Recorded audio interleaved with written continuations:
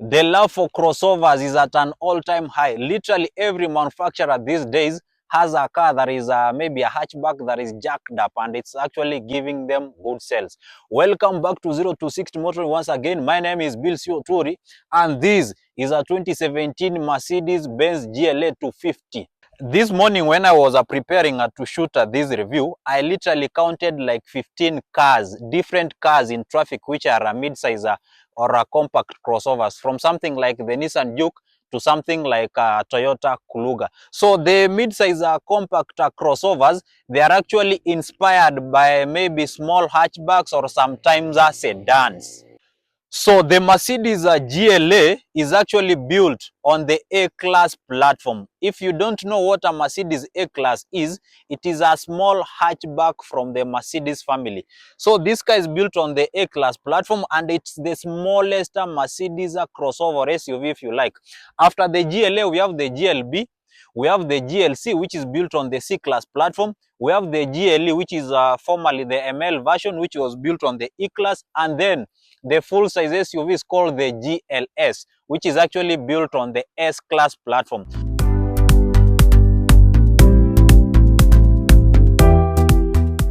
So because this car is built on the A-Class, they are going to share quite a number of things. Sometimes the mechanicals and even the internals, they are going to look somewhat similar to the A-Class. So when I'm looking at this car, I want you to picture the relationship of this GLA to the A-Class, like you'll picture the relationship of the Subaru XV versus the Subaru Impreza.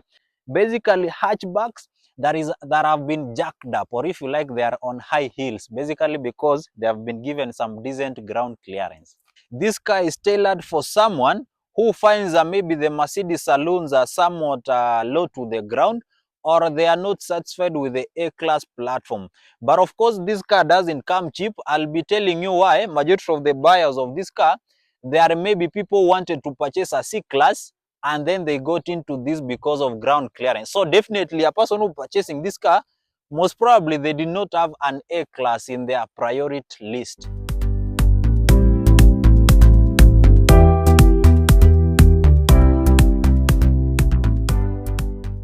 Now, if you are about to purchase a Mercedes GLA, it is served in different flavors. Basically, when you are looking at the market, you can see tags are like the GLA180, GLA200, GLA250, and the GLA220D.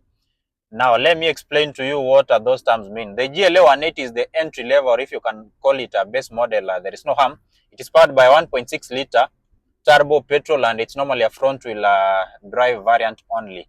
The next one, which is a GLA200, is also powered by 1.6 liter, but now it receives a power upgrade from the GLA180, because in that car you'll be looking at around 150 HP and 250 Newton meters of torque, while the GLA180 does around 120 HP and 200 Newton meters of torque. Now, whatever I'm driving here, the GLA250 flavor is powered by a 2 liter turbocharged petrol engine, and this one makes 211 horsepower and 350 Newton meters of torque.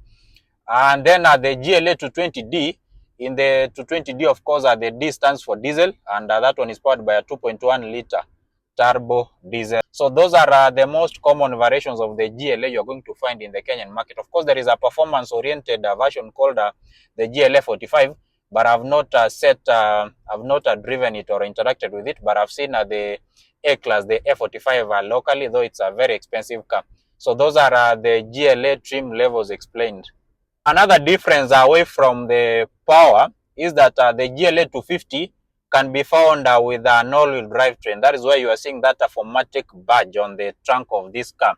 The GLA180, GLA200, they only come as a front-wheel drive variants. But there are also some variations of the GLA250 which also come as a front-wheel drive variants. Of course, it means that you should not consider them. If you want something that can do slight off-roading away from the decent ground clearance, of course, you need something that can also send power to all the four wheels.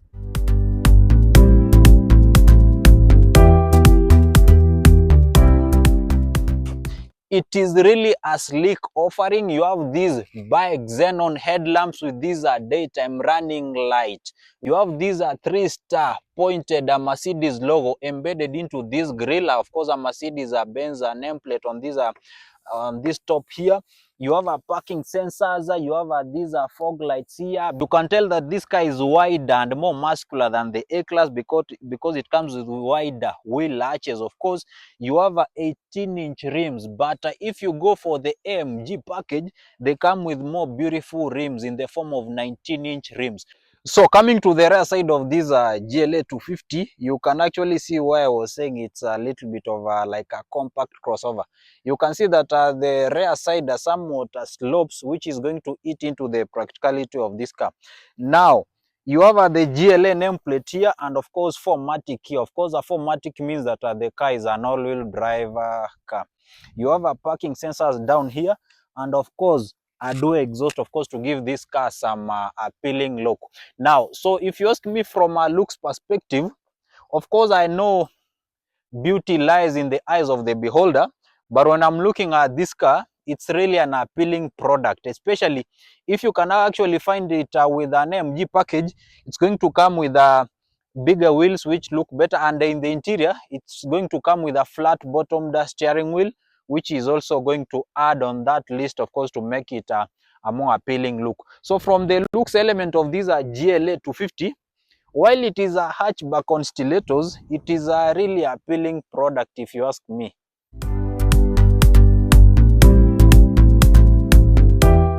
Under the hood of this 2017 Mercedes GLA250, you have a 2000cc turbocharged petrol engine. The power outputs are in the region of 210 brake horsepower and 350 Newton meters of torque. That power is sent to all the four wheels via a 7-speed dual clutch transmission. That's why actually you can see that 4MATIC badge on the trunk. So basically in Mercedes, 4MATIC is what denotes all-wheel drive. It's like X-Drive in BMW, 4Motion in Volkswagen, or Quattro in Audi. So this one is powered, the GLA250, you have a 2-liter turbocharged petrol engine. In the GLA180, of course, you have a 1.6 liter. In the GLA200, you have a 1.6 liter. And the GLA220, you have a 2.1 liter turbo diesel.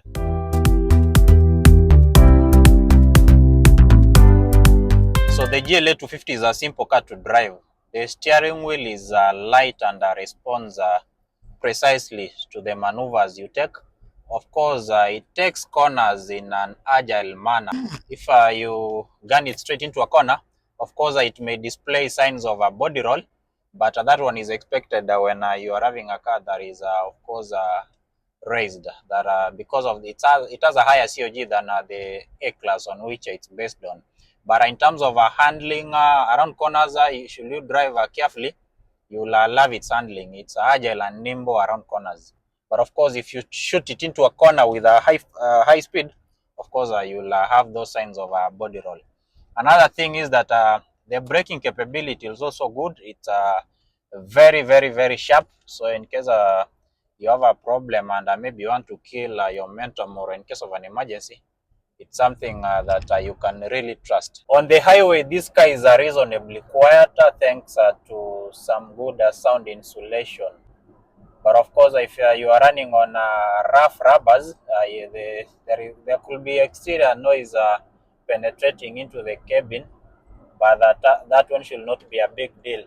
The gear changes are very smooth. Of course, this car comes with a 7-speed automatic gearbox, and it is a very smooth shifting gearbox. I really like how it does the job. Of course, when you are at lower gears, it may feel a little bit jerky, but once you are on the highway and you are maintaining average speeds, it actually does the job pretty well. That's why I don't feel like it really doesn't make sense using the paddle shifters here behind the steering wheel. I better leave the car to do the job on its own. At highway speeds, the car really feels composed and settled.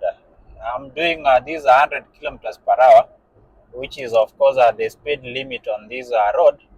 and I'm doing it effortlessly. You really even don't need to press the gas pedal that much for it to move, and that is now where the element of the 350 Newton meters of torque come in. So the GLA250 is a powerful car, at least for day-to-day operations. With a 210 HP and 350 Newton meters of torque, I don't think that you'll have a shortage of power whatsoever. And the 7-speed DCT gearbox will be doing its job pretty well. From a standstill to 100 kilometers per hour in a 7.1 seconds, that is way faster than most cars in our region can manage. So that is something that you can really live with. Of course, this being a jacked up hatchback, the suspension is on the firm side, but it's something you can live with. Of course, when a car is raised, the suspension is going to be a little bit stiffer. It's more of what I'm having in a Subaru Outback versus a Subaru Legacy. The suspension in the Outback is stiffer than the Legacy because it should do some slight off-roading, and that is the same analogy or the same understanding that you should have when you are viewing this car versus the A-Class, or rather something like the Subaru Impreza XV versus the normal Impreza. So the suspension can be on the firm side, but it's not something that can be a big deal. It's tuned that way, of course, for off-road adventures. So in terms of driver assistant features, this car comes with a cruise controller, front collision mitigation system, and of course parking sensors. They are of course at a wide position because you can see them on this dashboard here. They are a little bit old school because I've seen those parking sensors on something like a Mercedes 211. So that is how dated that parking sensors technology is, but at least they work and they are very accurate. Other safety features include, away from the collision mitigation system, you have a rear vehicle monitoring system on these side mirrors, and then you have airbags all over. So relatively, you can actually say that the GLA250 also doesn't compromise on the safety features. In terms of fuel consumption, if you drive sensibly, your fuel numbers will be in the region of 11 point something to 12 kilometers per liter. That is on the highway, which of course can improve, but that one depends on how you drive, the load you have, and the mechanical health of the car.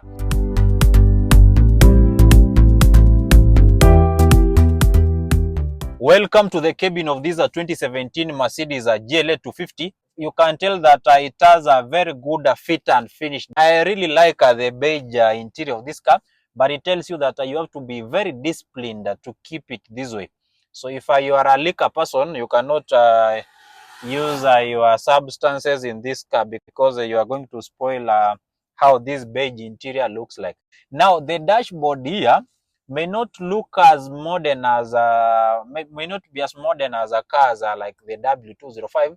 It is a little bit minimalist. Even the gauges here look like they have been drawn maybe from a 2006 ML350. The dashboard here has a gazillion of buttons, but they are really functional. The newer generation of the GLA, which was launched later on, they improved on how the dashboard looks like. So when you're looking at this dashboard, it may not be that appealing as a Mercedes, but you can tell that it's going to remain intact over a long time. In terms of the features, you have paddle shifters behind the steering wheel, but being a Mercedes, I really don't like using paddle shifters. I normally leave the car to do the job on its own. I like it that way. You have this column shifter here, which of course means that you're going to have a more space on this center console. The indicators and the wiper, they are on the left side. Media controls on the steering wheel. The infotainment display is a small one, but I really don't have an issue with it. You have a gazillion of buttons here, of course, for heating your seats, changing the auto starter, the parking sensors, hill assist. Of course, it has this big sunroof here, which I really like, and it makes this cabin more lit and more lively. So generally, when I'm looking at the interior crafting of this car, it's something that you can really like. The seats here are actually very comfortable. They are bucket seats and they hold you in position when driving the car. And most importantly, for the driver's seat, you have a memory functions for 3 people. So if you are 3 people using the car, you can always store your memory function. Of course, you can always find your driving position when you hop into the car. In terms of the space, Now, the GLA is not the most spacious car, especially in its class. It could easily be the worst in terms of the spacing element. Check out the amount of headroom I have here. Look at the amount of knee room. It's for the front passengers, they'll not be having problems, but let's see how the back side seats look like. Now, maintaining my driving position, this is how the rear seat looks like. So for an average person like me, I will not be having a problem. The headroom still, it's not a much of a difference from the front. Of course, from the size of this GLA250, you can tell that it's not the most cavernous trunk or a most spacious car out there. This is how this car looks like. You can tell that with your golf gear and some few bags here and there, the trunk is already full. So it means this car is not meant for a family person. It's meant for someone who maybe like something that is compact and they are not much into boot space or practicality, because the trunk here is actually very small. Just a golf gear and you really don't have much space to play with.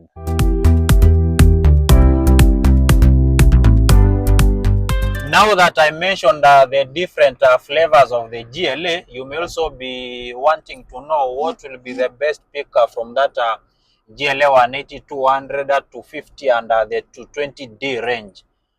From my experience, if you want a car that blends power, reliability and somewhat performance, the GLA250 is the best pick of the bunch. Of course, it consumes, it has the worst fuel consumption of all those four cars, but it's something you can really live with. The reason I'm advocating for a GLA in a 4MATIC flavor is that you have decent power and you have a good all-wheel drive system.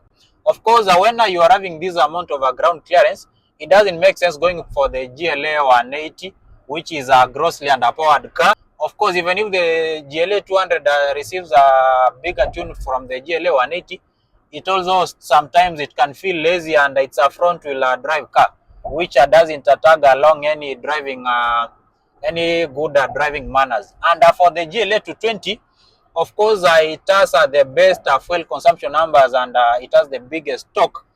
But when you are running a diesel car, of course, you have to learn on how you can live with a diesel car, especially in terms of sometimes the DPF can clog. So it's a car that is meant for the highways to say that the car can do regeneration on its own. So if you want power, reliability, and an all-wheel drive system and a good number of features in one package, then the GLA 250 will be the flavor that will be ticking those boxes. So is the Mercedes GLA 250 value for money? When you look at the price tag of a 2017 GLA 250, which is loaded like this one, the pricing will be in the region of 3.5 to sometimes 4 million shillings. If I have a 3.5 million shillings, can I buy a GLA 250? My honest answer is no. So we should buy this car. Someone who maybe wanted to buy a C-Class, that is the W205, but they find it somewhat low to the ground and they want something that can do slight off-road. Those are the kind of people who are going to purchase this car. So basically, I mean, you have to be a Mercedes fan for you to purchase a Mercedes GLA. So what are the options? If I'm armed with a 3.5 to 4 million shillings, I could look at the 2017 BMW X1. Of course, not the base model. I look at something with a 2-liter with the X drive. It's more powerful than this car. It's more spacious in the interior and it looks more muscular. I can also look at an Audi Q3 with a 2-liter and of course a quattro all-wheel drive system. It's also more roomier than this car and sometimes more powerful. If you do your car shopping well, you can also get into the new Volkswagen Tiguan.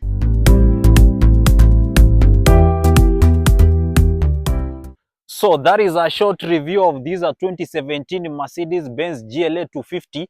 If you have a question regarding this car or another car, just like the competitors, the Q3, the BMW X1, shoot it on the number below and I'm going to respond to it. If you have a car that you would like us to review, you can also get in touch with us so that we organize how to go about that car.